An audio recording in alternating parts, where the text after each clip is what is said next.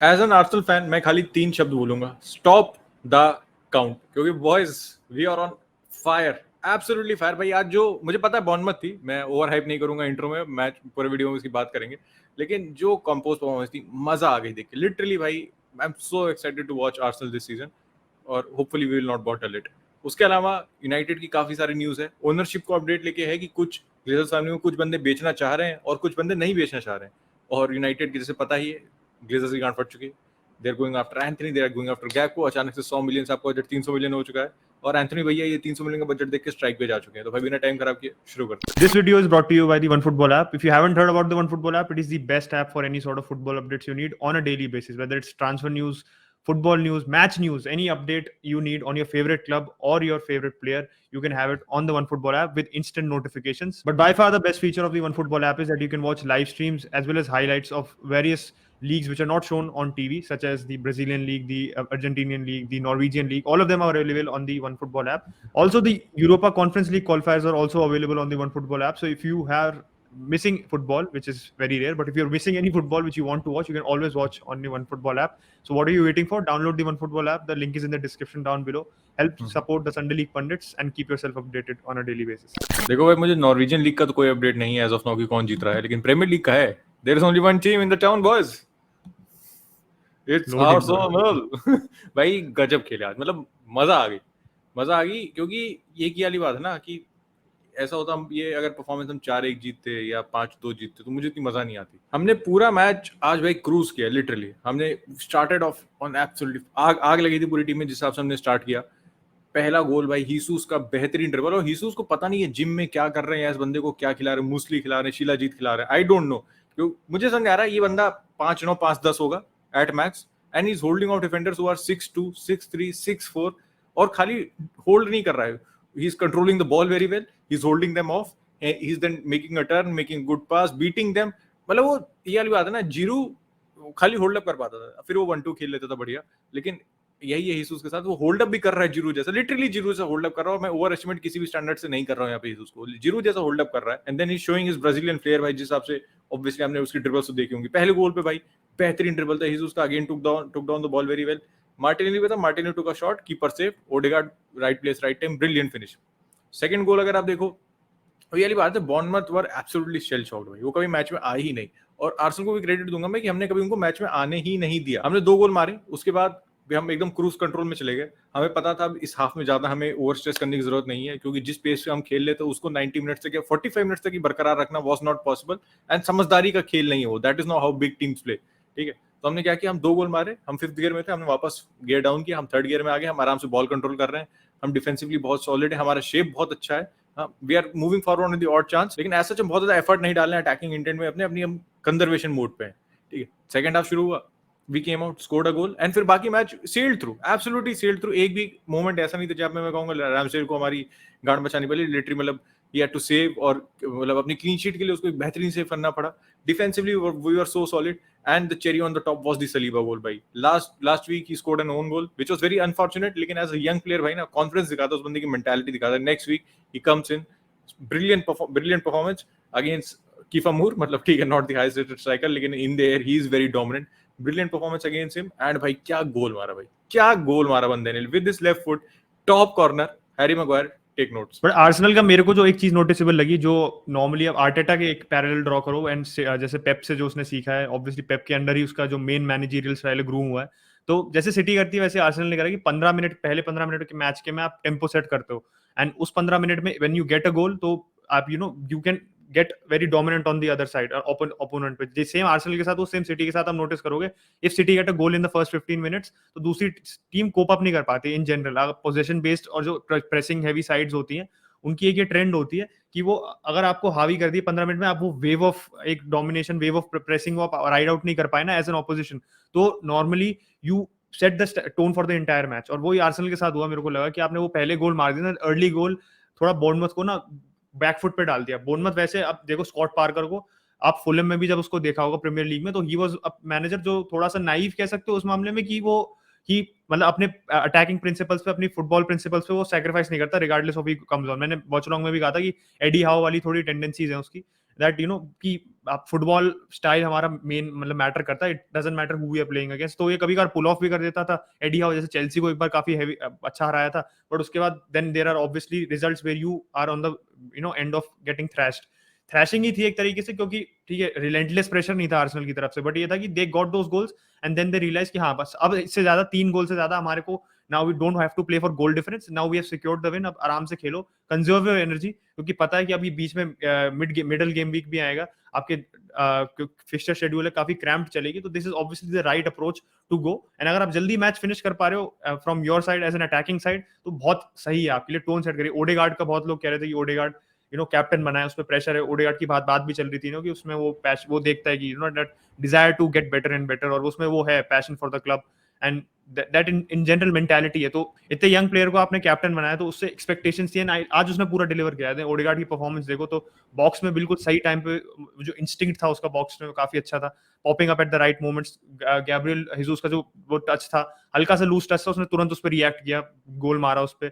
In general देखो आप तो पूरी टीम बहुत डायल्ड इन लग रही थी। ये है ना कि एक सिंक में जब टीम परफॉर्म करती है तो दे रियली सिंक, वो जैसे दिखता है ना, तो वो मेरे को आर्सेनल का वही देखा कि they are going from strength to strength. तो सोचो कितना बड़ा कॉन्ट्रास्ट है, पिछले साल 3 मैच के बाद -9 का goal difference, now they're on 9 points. तो obviously as a rival fan I don't like seeing this, but you have to appreciate कि how far this team has come, considering कि 1 पॉइंट पे आर्टेटा आउट, एएफटीवी और कितने लोग कह रहे थे, उत्कर्ष भी कह रहा था, but now you have to see कि आर्टेटा का वंस ही हैज अ होल स्क्वाड जो उसका है पूरा, जो पूरा स्क्वाड उसका इम्प्रिंट हो जाता है ना एक बार मैनेजर का, then you see what he is actually made of. And I think अब दिख रहा है हमारे को। आई एम नॉट सेइंग कि आर्सेनल बिल्कुल सीधे से बहुत बिल्कुल झंडे गाड़ देगी season, but top 4 is an expectation, was an expectation for them, and now, right now they are on track to achieve that expectation very easily. पहले क्रिटिसिज्म होती थी आर्सेनल की that against lower league opposition, तो वो थोड़ा struggle करती है, या वल्नरेबल है मेंटालिटी वाइज, कि slipping up sometimes, late on goal concede करना, बट अब वो गेम मैनेजमेंट वाला एस्पेक्ट उनकी साइड में आ गया, एंड वो दिख रहा है, मतलब काफी एविडेंटली दिख रहा है। बस मेरा एक फियर है यहाँ पे as an Arsenal fan is the world cup भाई, क्योंकि वर्ल्ड कप से आपको पता है विंटर वर्ल्ड कप हो रहा है, वो क्यों हो रहा है वो सबको पता है, उस पर नहीं जाऊंगा, लेकिन एज एन आर्सेनल फैन मैं कहूंगा ये हमारा मोमेंटम ब्रेक कर सकता है। अब देखो तब तक हमारा मोमेंटम क्या रहेगा वो अलग बात है, लेकिन जिस हिसाब से हम चल रहे हैं अभी, we'll be in good momentum. ये तो आप एक एस्पिरेशन क्या, मतलब as a fan I back my club to be in good momentum when the world cup रहेगा। अब वर्ल्ड कप आने के बाद फिर प्लेयर कैसे वापस आते हैं, किसी मेजर प्लेयर को इंजरी ना हो जाए, तो बस एक वो थोड़ी सी कंसर्न है, लेकिन उसके अलावा I think the squad we have right now, and if everybody stays fit, Partey भैया जेल नहीं जाते हैं, तो definitely we are making the top 4। Top 4 की बात करें तो एक क्लब जो काफी दूर है टॉप 4 से, that is Manchester United. And obviously ownership की जो बात है, वो हर दिन नई खबर आ रही है, हर दिन वो रफ्तार पकड़ रही है। आज क्या है अजन, क्योंकि कुछ ग्लेजर्स फैमिली में तैयार हैं भैया लोग क्लब को बेचने के लिए। पूरे भाई ग्लेजर्स जो फैमिली है उसमें 6 भाई बहन है टोटल, जिसमें से आप मेन कह सकते हो जो यूनाइटेड में जो ओवरसी करते हैं एवराम और जोल ग्लेजर है। जोल ग्लेजर सबसे ज्यादा इंटरफियर करते हैं in terms of transfers and जो भी सैंक्शनिंग करनी होती है फंड्स की फॉर बाइंग प्लेयर्स और जो भी, एंड एवराम ग्लेजर भी थोड़ा बहुत पार्टिसिपेटिव रोल करते हैं, बाकी के सारे की स्टेक कंपैरेटिवली कम है। तो और इसलिए इस पॉइंट ऑफ टाइम पे they are interested in selling. 4 भाई बहन इंटरेस्टेड है, तो एक तरीके से वो होता है ना कि पूरी फैमिली में से अगर 4 भाई बहन ने बेच दी तो बाकी दोनों से भी एक्सपेक्टेशन होगी कि तुम भी वो बेच दो। इस समय एवराम और जोल ग्लेजर काफी रिलक्टेंट है, रिलक्टेंट तो नहीं but they are not really enthusiastic about selling. तो अब बस ये बात है कि अगर उन चारों ने बेचा और they are looking for solutions, क्योंकि मैंने पहले ही बताया था कि एक इन्वेस्टमेंट फंड है जो अपोलो, उसको टारगेट किया जा रहा है माइनॉरिटी स्टेक के लिए। फिर एक टेलीविजन राइट्स की बात आई थी जो ग्लेजर्स ने डिनाई कर दी थी, क्योंकि काफी बैकलैश आ रहा था ट्विटर पे कि सिमिलर टू बारसा कुछ करना चाह रहे थे कि वो आप अपने सर्टन टीवी राइट्स को आप दे दो एक्विजिशन, वो फंड मैनेजमेंट कंपनी को, और उसके बेसिस पे आपको वो फंड देंगे, और देन जो भी उस जैसे बारसा का मॉडल है एग्जैक्टली वैसे होता। बट दिक्कत ये थी इस पूरे स्कीम से कि यूनाइटेड की कंडीशन एंड बारसा की कंडीशन अलग है। Barca is doing this out of compulsion, उनके पास ऑप्शन नहीं है, they have to go whatever option is best इस पॉइंट ऑफ टाइम पे। एंड यूनाइटेड के साथ ये है कि पूरी डेट ये ओनर से डेट लाई गई है, तो ये ओनर अगर ये डेट हटा देता तो आराम से हट जाएगी, and owner can get rid of this debt. This debt is not because United ने कुछ पर्टिकुलरली मिसमैनेजमेंट किया, this is Glazers doing the mismanagement from their own, and उन्होंने लोन पे यूनाइटेड को उठा रखा है। उनका पूरा जो टेक ओवर था यूनाइटेड लोन पे था, और उस लोन को उन्होंने अभी तक चुकाया नहीं है, इंटरेस्ट अभी तक दे जा रहे हैं। तो that is the major difference. तो सर जिम रैटक्लिफ है वो काफी पुश थ्रू कर रहे हैं इस मूव के लिए, कि वो पहले आया था कि भाई ही इज इंटरेस्टेड, उनके स्पोक्स पर्सन ने कहा था, बट अब और डिटेल्स इमर्ज होकर आ रही है कि डेव ब्रेल्सवर्ड है उनके साथ एक जो एडवाइस कर रहे हैं इस समय, जो उनकी साइकिलिंग टीम है इनियोस ग्रेनेडियर्स शायद नाम है उनका, if I am not wrong. तो उसमें जो एडवाइजर है वो बेसिकली वो एडवाइजर उनको काफी इसमें भी डील में काफी एक्टिव है, कह रहे हैं कि भाई आप एक्वायर करो यूनाइटेड को, the time is right. And उन्होंने खुद यही कहा है सर जिम रैटक्लिफ ने कि the time is right for a reset. और 2 साल पहले उनका भी एक इंटरव्यू भी काफी वायरल हो रहा है ट्विटर पे कि जिसमें वो यूनाइटेड की बात कर रहे थे, एंड जो फ्रेड पे 52 मिलियन खर्चे थे, he described it as dumb money. तो उन्होंने पूरा बताया था कि इस समय जो ये पूरी जो एकेडमी की हालत है, कितनी यूनाइटेड पीछे चली गई है, एकेडमी की हालत खराब है। तो it clearly goes to show कि भाई ये समबडी हु अंडरस्टैंड्स फुटबॉल। अभी आप ग्लेजर्स को इस समय बात करने की कह दो कि क्या दिक्कतें हैं, वो कुछ नहीं बता पाएंगे। वो अभी जो आदमी, जो वुडवर्ड जैसा आदमी जो कह रहा है कि United is like the Disney world, Klopp को जब पिच किया था यूनाइटेड, तो यू कैन जस्ट अंडरस्टैंड कितना ग्रास्प है उसको with what the club is all about and club में क्या सिचुएशन चल रही है। तो आई थिंक जो ये प्रेशर है ये धीरे धीरे माउंट हो रहा है। आपने कैसेमीरो की डील से भी देखा होगा, कैसेमीरो का डील का ऐसा बिल्कुल होता है ना, इरप्टिंग रिस्पांस की बहुत लोग भाई यूनाइटेड फैंस पगला गए ट्विटर पे, जो नॉर्मली होता है। कैसेमीरो जैसे कैलिबर का प्लेयर अगर आ रहा है आपके पास, जो इस समय आप कह सकते हो फ्रेंकी से ज्यादा बड़ा फिट है इन terms of immediate need. I am not saying कि फ्रेंकी टेन हैग के पॉइंट ऑफ व्यू से बात नहीं कर रहा, बट टीम की पॉइंट ऑफ व्यू से बात कर रहा हूँ। Fans were not that over the moon कि कह रहे हैं अरे भाई ये कैसेमीरो आ गया। कैसेमीरो को ट्रेंड भी नहीं कर रहा था ट्विटर पे, सोचो। जो नॉर्मली ट्रेंड कर जाता है, कोई भी नया र्यूमर आता है यूनाइटेड का, normally it's trending on Twitter. So I think it just goes to show कि थक चुका है फैन बेस, बिल्कुल थक चुका है इस पूरी चीज से। एंड ये जो थकाव हो गई है, इससे जो पूरा वो जो आ रहा है, क्या कहते हो, जो आपका पूरा जो इस पे ओनरशिप पे जो मुद्दा आ रहा है ना, इस समय दिक्कत क्या है कि अगर United don't qualify for the champions league next year, तो एडिडास की जो हमारी डील है वो 30% से कम हो जाएगी, जो हमारे को मिलता है फनी। इस साल भी 30% से कम होगी, अगले साल अगर 2 साल लगातार नहीं करते हो हम चैंपियंस लीग के क्वालिफाई, तो एक क्लॉज है कि 30% से कम हो जाएगा, जो हमारा 75 मिलियन पर ईयर मिलता है एडिडास से, वो कम हो जाएगा 30% से। Plus you don't get the champions league money. Europa league और कॉन्फ्रेंस लीग में बहुत बड़ा ड्रॉप ऑफ होता है इन टर्म्स ऑफ फंड्स जो आपको मिलते हैं ग्रुप स्टेज में और इवन जनरल क्वालिफिकेशन के लिए। तो जो पैसा अगर कम हो जाएगा तो ऑब्वियसली यूनाइटेड का स्टॉक प्राइस इंपैक्ट होगा। यूनाइटेड को इतना डिमांड नहीं कर पाएगी ग्लेजर्स कि आप अगर प्राइस गिरेगा तो they have to sell the club in a cut price deal. तो इस समय उनके जो बेस्ट प्राइस मिल सकता है मिलेगा, इससे ज्यादा प्राइस नहीं मिलेगा, इसलिए इतना प्रेशर बढ़ रहा है। इतने सारे सोर्सेज कलेक्टिवली कह रहे हैं कि United have to sell. Transfers की मैं अगर बात करूं, जो क्योंकि यही पूरी स्ट्रैटेजी ग्लेजर्स यूज कर रहे हैं to divert the attention from the take over, चाहे कितना भी लोग इंटरेस्टेड हो टेक ओवर में, is that Gakpo and Antony का पहले आ रहा था कि इट्स आइदर और, बट अब आ रहा है शायद दोनों हो सकते हैं, क्योंकि एंटनी का जैसे आया कि ही इज ऑन स्ट्राइक, वो सेकंड डे लगातार वो ट्रेनिंग पे शो अप नहीं किया। उसने जिम में गया था काम करने, भैया अपने आप पे काम करने, बट उसके बाद जो ट्रेनिंग हुई थी बिहाइंड क्लोज डोर्स आईएक्स की, उसमें उसने पार्टिसिपेट नहीं किया था। And he is forcing the move. उसने कहा भाई तुम्हारे को 80 मिलियन मिल रहे हैं, तो तुमने मांगे थे, तो व्हाई आरंट यू लेटिंग मी गो, तुमने प्रॉमिस किया था। अब ये दिक्कत है कि आईएक्स ने जो डील थी वो 80 मिलियन की जो यूनाइटेड ने प्रपोज की थी, वो उन्होंने रिजेक्ट कर दी है। तो यूनाइटेड अब शायद 80+10 या 80+20 की एड ऑन्स के साथ जा रही है, जो 100 मिलियन का प्राइस कोट हो रहा है, but it's 80 million fixed plus add ons. पहले 80 मिलियन फिक्स्ड नहीं था, वो एड ऑन्स के स्ट्रक्चर था। तो United are going with 100 million, but Gakpo पे साथ साथ काम कर रही है। एंड ये लॉरी विटवेल ने ही बोला है कि गैक्पो पे अलग से काम कर रहा है, वो भी उनका टारगेट है, एंटनी भी टारगेट है। And this does make sense in, क्योंकि दोनों अलग अलग प्लेयर है। हमने पहले भी जब आया था कि आइदर और वाला केस सेंस नहीं बना रहा था, क्योंकि गैक्पो लेफ्ट पे खेलता है या सेंट्रली खेलता है, एंटनी प्रॉपर राइट विंगर है आपका। तो इट्स नॉट अ केस कि अगर एंटनी नहीं आया तो गैक्पो कैन प्ले राइट विंग, वो फिट ही नहीं बैठ रहा था सिस्टम में। दोनों काफी अलग प्लेयर भी हैं, one likes to come in, one likes to stay out wide. तो उस पॉइंट ऑफ व्यू से आई थिंक दोनों आ सकते हैं in terms of fitting as well.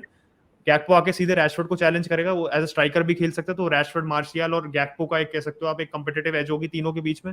If Ronaldo stage, तो रोनाल्डो को भी रेस्ट करने का आपको आसानी से ऑप्शन मिलेगा। एंड जो स्टार्टिंग मेरे हिसाब से होगी, आप या तो आपका एंटनी राइट पे रहेगा, लेफ्ट पे सैंचो आ जाएगा, एंड दोनों क्रिएटिव विंगर्स हैं। तो टेन हैग को दोनों एक ऐसे विंगर्स मिल जाएंगे जो क्रॉसिंग में भी माहिर हैं और जो अंदर भी आ सकते हैं, and they can allow the full backs to overlap as well as invert. तो वो फ्लेक्सिबिलिटी जो टेन हैग क्रेव कर रहा है, वो काफी टाइम से वो उसको मिल जाएगी। And I think this can help United, but the circumstances are not the most ideal. और बारसा की भाई turmoil goes on, we have still not registered Kounde. एलिमनी ने प्रॉमिस तो किया शावी को कि विंडो मतलब ये मैच से पहले रजिस्टर कर लेंगे, लेकिन only a day left. So let's see what happens if Depay and over both leave in that time period, जो कि होना काफी मुश्किल है, तो हम रजिस्टर कर लेंगे। वरना देखो इस गेम वीक भी शायद कुंडे को देखना मुश्किल है। लेकिन वही मैंने कहा before this transfer window ends, probably we will register कुंडे, वहां पे दिक्कत नहीं है, and probably we will register Marcos Alonso as well and a new right back if both Depay, ओबा एंड अगर डेस्ट चला जाता है तो फिर तो सोने पे होगा बस। तो इसी के साथ इस वीडियो को रैप अप करते हैं भाई। अगर आप संडे लीग पंडित्स पे नए हैं तो please hit a like on this video, subscribe to the channel. We have hit 16K, we are now road to 17K चालू हो चुके हैं बस। Thank you so much each and every of you, 16,000 of you who have subscribe to our channel. ऐसी support बनाए रखो बस, and definitely will grow together. Thank you for watching, bye bye.